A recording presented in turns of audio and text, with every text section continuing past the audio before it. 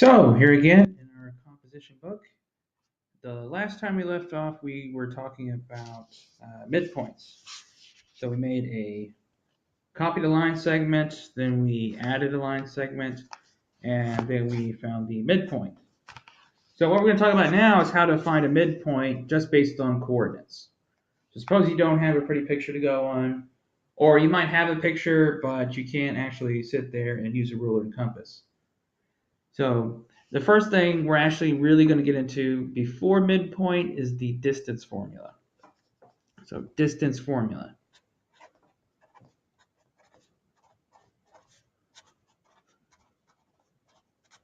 Because it's nice to know the midpoint, but it's also nice to know how long something is. How long is a line segment? So that's what we use the distance formula for.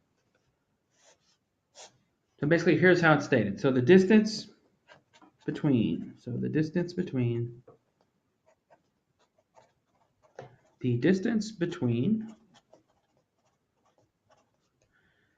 let's see, 2 points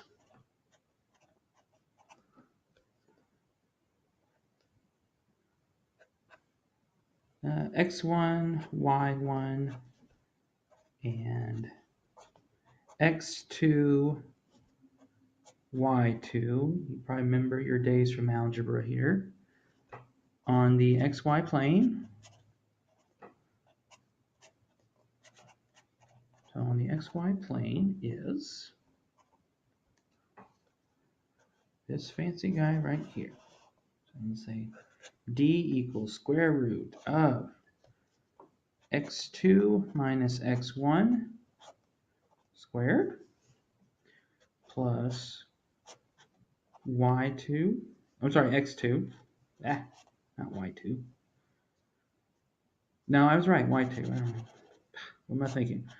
y2 minus y1 squared, there we go. Hopefully you don't write in markers like I do. I would write in pencil, but it's kind of harder to see on this camera. All right, so ignore the chicken scratch over here. So the distance formula is the square root of x2 minus x1 squared plus y2 minus y1 squared. So basically, difference of x's squared plus the difference of y's squared. So let's see how this actually comes about, because at first this looks like something crazy and it's impossible to remember, but actually it does come from a sensible place. So let's make a coordinate plane here. And I'm just going to use the first quadrant. All right, first quadrant. So I got my lovely point here. This will be x1, y1. And suppose I have another point. Call it x2, y2. Now I want to figure out what is the distance between these 2 points. Suppose we have this line segment. What is the distance? I know the endpoint, and that's it. Well, think back to a famous guy named Pythagoras. So Pythagorean theorem. Now, technically, the Greeks were not the first to invent the Pythagorean theorem. The Babylonians, they discovered it long before the Greeks. The Egyptians discovered it before the Greeks. And I believe there was an Indian civilization even that discovered it before the Greeks. That one you better look that part up about the Indian civilization. I'm not 100% sure on that one. But it has been discovered before. People actually knew about it before the Greeks. But anyway, notice how that I can make a nice right triangle here. So if you remember Pythagorean theorem, it's just going to be a squared plus b squared equals c squared. That's the Pythagorean theorem. All right, so let's just think of this as a, think of that as b, think of that as c. All right, so a, how long is a? Well, look, a is just the difference between x1 and x2. It's the difference of the x's. So if I want to find this length, what I would do, I would say x2 minus x1. What I have left over is how long this segment is. So that's my first part of the puzzle. So I would have x2 minus x1. That's my a. So we've got a squared. What about the b? Well, that's just the difference between the y's. We're looking at the height. We're looking at the y's. So that's y2 minus y1. That's also squared. That equals c squared. But here we like to call it the distance d. We don't like to call it c. We like to call it d. So I'm going to say d squared. Now again, think back to your algebra here. How do you want to do a square? You do the opposite. You take the square root. If I take the square root to get rid of the square, I also have to take the square root on the left side as well.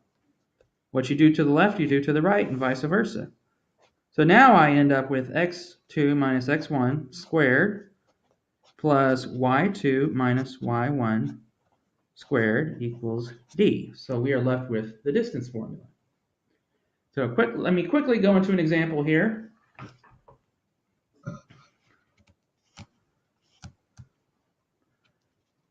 So let's see, for example, let's do find the distance. Find the distance between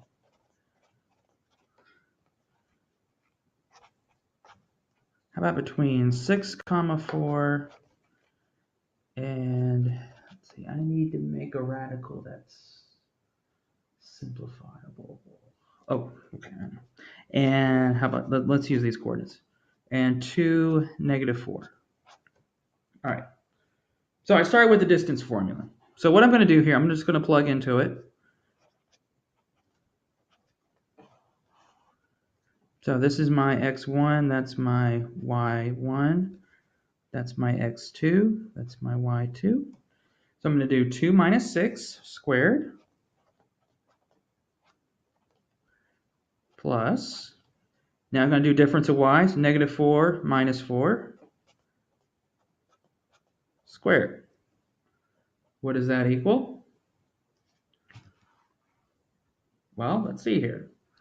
That's going to equal the square root. Ooh, my computer's telling me to move along. 2 minus 6 is -4, so I've got -4 squared. And I'm going to write parentheses. One thing that trips people up is that when they square negative numbers, they forget the parentheses. If you forget the parentheses in the calculator, it's not going to work. So always remember the parentheses. So -4 in parentheses squared plus -4 minus -4 minus 4 is -8 in parentheses squared. All right, so far so good. Let's see, so that gives us, what does that give us? -4 squared, -4 times -4 is positive 16.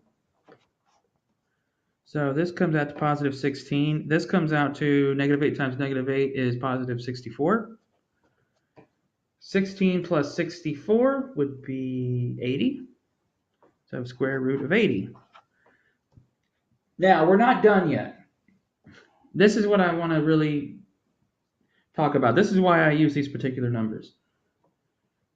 This square root thing we also call a radical. All right, we also call this a radical. A radical square root is the same thing. But we don't like to have numbers that can't be, let me not say it like that. When we have a radical, we want it to be simplified. It's like a fraction.